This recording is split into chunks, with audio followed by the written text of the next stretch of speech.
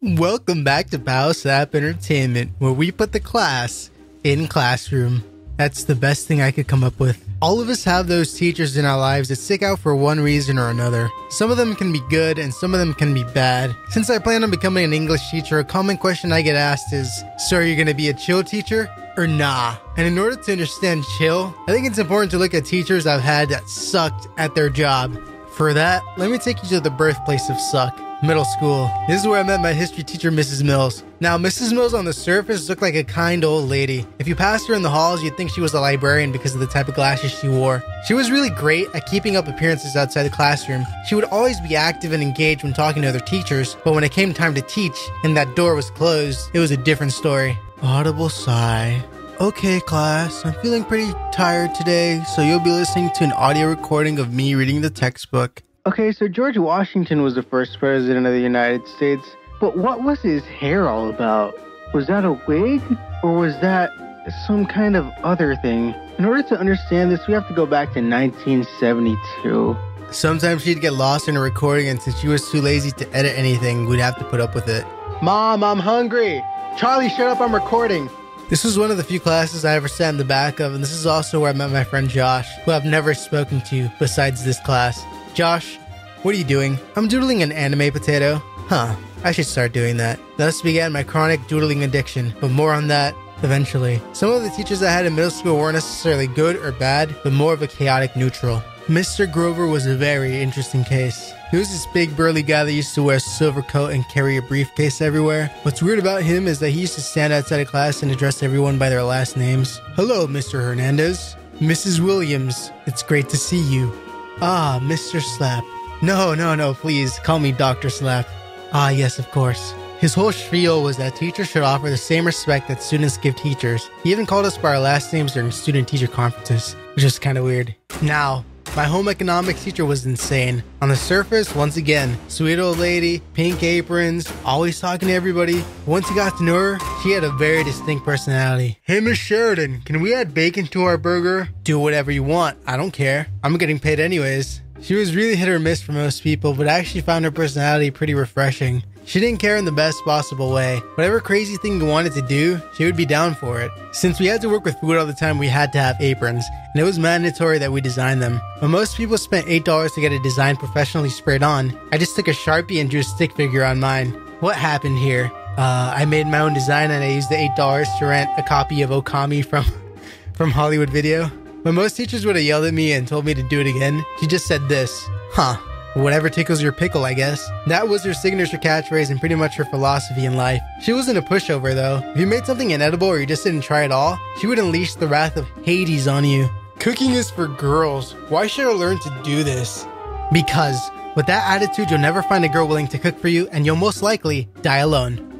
What I appreciated about Miss Sheridan was that she always kept it real. If you weren't willing to learn, she wasn't willing to teach. She would break the toughest kid in class and turning him into a cooking machine. It was one of the few classes where social group or standing didn't really matter, and everybody was just trying to make damn good food. Despite her nonchalance, she was very passionate about her class and made it a point to tolerate anything but lack of effort. I remember having to make these things called critters, which are like Pac-Mans made out of yarn. I had no idea how to do them and ended up finding a couple of them on the floor during passing period. I removed the grade she put on them and turned them in as my own. You know, somebody turned in critters that look just like these. Can you make another one?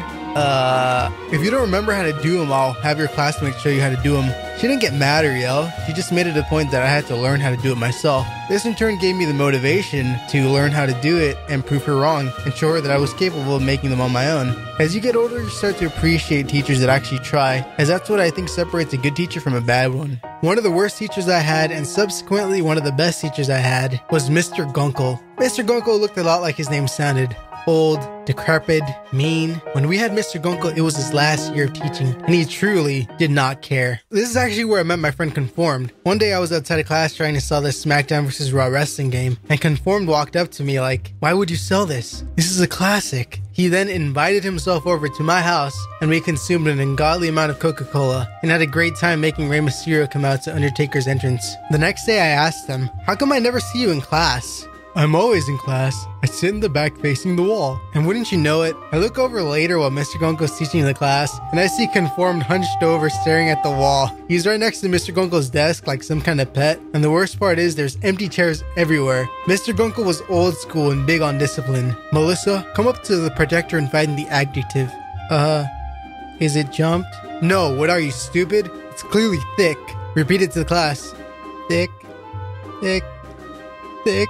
What really influenced my outlook on life was the classwork he would give out. He would put a sentence up on the projector and we would have to interpret it in our own words. At this point in my life, I was having vision problems, and I could never exactly make out what the board would say. It didn't help that Mr. Gonko was the living incarnation of hatred. Mr. Gonko, can I— What?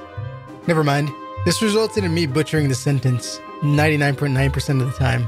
The cat exploded when he touched the sensei. At first I felt kind of bad about it, but over time I started having fun with it. I remember one time I wrote down something like, Mr. Gonko is a big fat poopy head, and like across the classroom I heard, ha.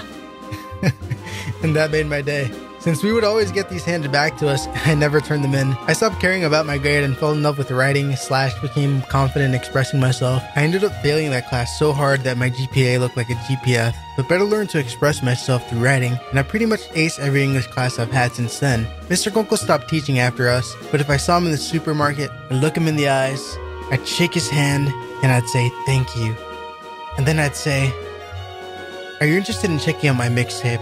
Your teachers definitely influence how you perceive the world, and all this was just middle school. Don't even get me started on high school. If you have any interesting teacher stories, let me know. And smash that like button or be forced to eat square pizza for the rest of your life.